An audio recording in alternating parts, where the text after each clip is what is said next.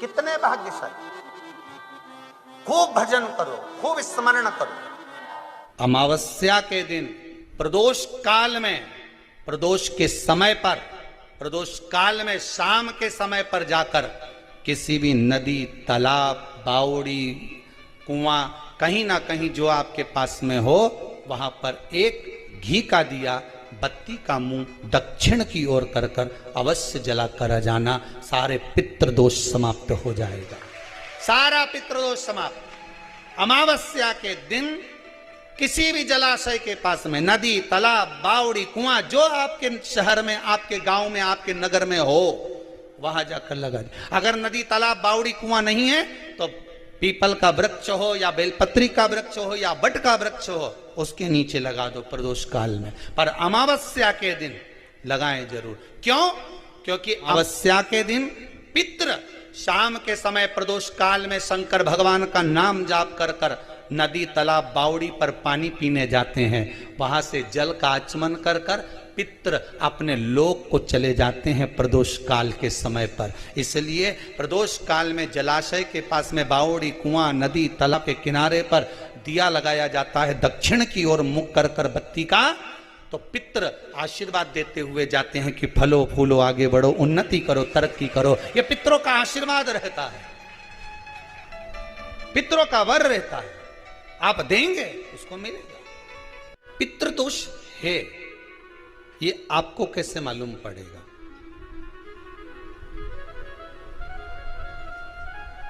पितृ भूखे हैं, इसका तो वर्णन हमने पहले कर दिया कि रात्रि को जब आप सोने के बाद में 1-1.5 घंटे बाद अगर आपकी नींद खुल जाए, 1 घंटा 1.5 घंटा आप सोइए, उसके बाद जो नींद खुली तो 1-1.5 घंटे तक अगर आपको नींद नहीं आ रही है, रात्रि को सोने के बाद में 1 घंटे बाद जब उठे तो आपको प्यास लग गई, भूख लगने लगी, प्यास लगने लगी कि मेरे को पानी पीना पड़ेगा, घबराहट हो रही, पानी पीना पड़ेगा। 1-1.5 घंटे सोने के बाद अचानक नींद खुले और आपको प्यास लगे, समझ लेना आपके पितृ भूखे हैं और प्यास है।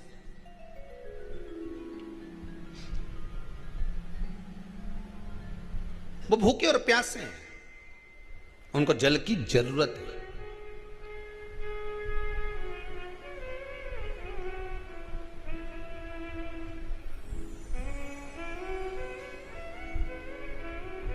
किसी भी नदी में, सरोवर में, कुंड में, बावड़ी में, तालाब में, आप तीर्थ में जाकर जब स्नान करते हैं तो स्नान करने के बाद एक काम का नियम बना लो कि अपने हाथ की अंजलि में जल लेकर अपने पूर्वजों को देना।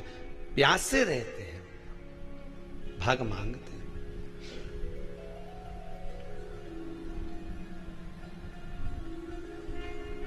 भाग प्राप्त करना।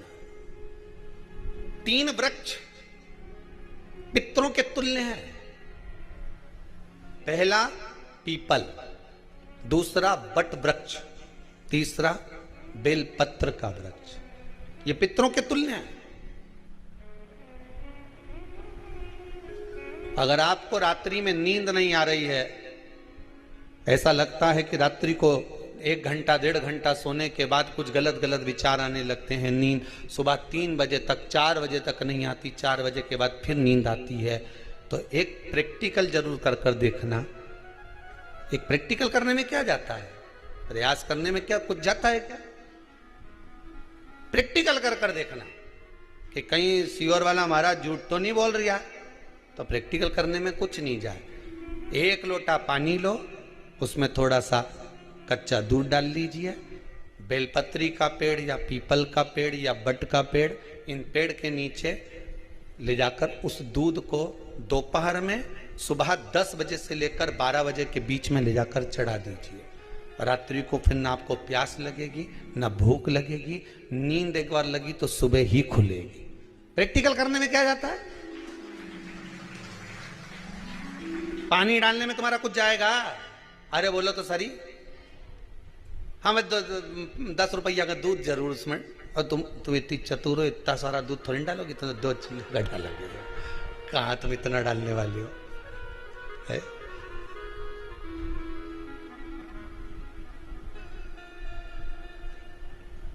प्रैक्टिकल करने में क्या जाता है, कुछ भी नहीं बिगड़ेगा। ये तो बस जल डालोगे तुम्हारा ही कुछ अच्छा हो सकता है, बाबा की कृपा है।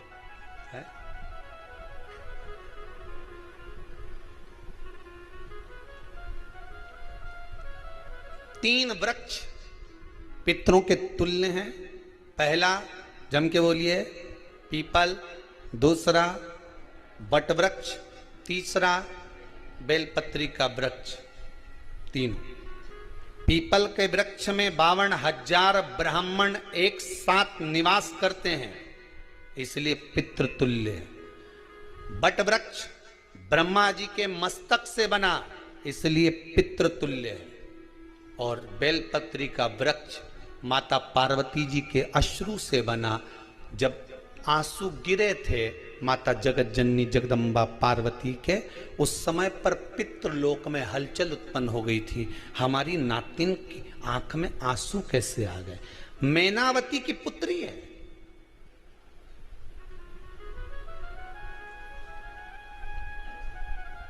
पितरों की नातिन, इसकी अश्रु कैसे गिर गए? पार्वती जी ने कहा ये आंसू नहीं, मेरा पुण्य भाग प्रकट करती हूं बेलपत्री के रूप में। तो पितरों ने वर दिया था कि ये बेलपत्री का वृक्ष हमारा आशीर्वाद है, इसके नीचे अगर कोई दीप लगाता है, शिव को स्पर्श कर चढ़ाता है, उसके पितरों की शांति होगी। हम स्वयं उसको आशीर्वाद देने के लिए पधारेंगे। बेलपत्र का वृक्ष पितृतुल्य।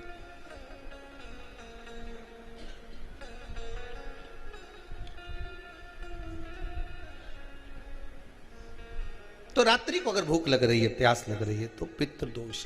दूसरा पितृदोष का लक्षण बताया, घर में कोई शुभ कार्य ना हो, वंश की वृद्धि ना हो।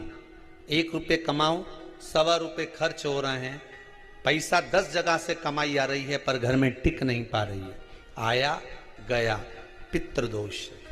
जरा सी कटोरी पड़ी है, उसके पीछे विवाद चालू हो जाए, पानी ढुल गया, उसके पीछे विवाद हो जाए, या छोटी छोटी बात में घर में क्लेश मचा हुआ है, पितृदोष है। समझ लो हमारे पूर्वज हमसे खुश नहीं है, प्रसन्न नहीं।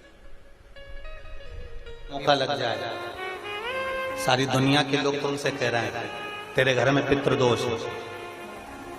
1 रुपये कमाते हो, 1.25 रुपये खर्च होता है, मानसिक टेंशन बना रहता है। घर में एक व्यक्ति बीमार है, ठीक हुआ, दूसरा बीमार पड़ गया, दूसरा ठीक हुआ, तीसरा बीमार पड़ गया, तीसरा ठीक हुआ, चौथा बीमार पड़ गया।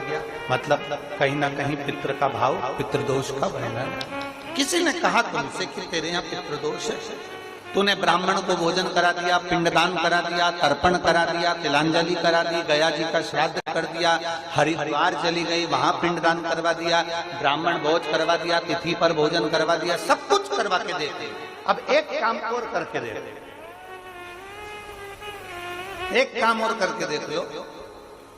जब तुम घर में भगवान शंकर की आरती, तुम्हारे घर में शंकर जी का शिवलिंग है, भले काय का भी हो, छोटा सा, भले सियोर का कंकर शंकर हो, नर्मदा का कंकर हो, चाहे शंकर पारक के हो, पीतल के हो, स्टील के हो, लकड़ी के हो, जिसके भी हो, लोहे के हो, पाषाण के हो, जिसके भी हो, शंकर का शिवलिंग अगर हमारे घर में है और आप रोज प्रतिदिन भगवान की आरती करते हो, प्रतिदिन, और आपको लग रहा है कि मेरे यहाँ तकलीफ चल रही है, ये ठीक ही नहीं हो रही, लगभग 1.5 महीना आप कम से कम 45 दिन, 1.5 महीने के करीब में ऐसा प्रयास करना कि भगवान की आरती, शंकर भगवान के शिवलिंग की आरती करने के बाद उस दिए को भगवान के सामने मत रखो, उस दिए को उठाकर जहां तुम पानी का मटका रखते हो, हंडा रखते हो, जिससे तुम पानी पीते हो, तुम्हारे रसोई घर में जो पानी का मटका, हंडा, बाल्टी, आरओ का पानी जिस मटके में गिरता है, हंडे में गिरता है, जिसको हमारे यहाँ पितरों का स्थान कहते हैं,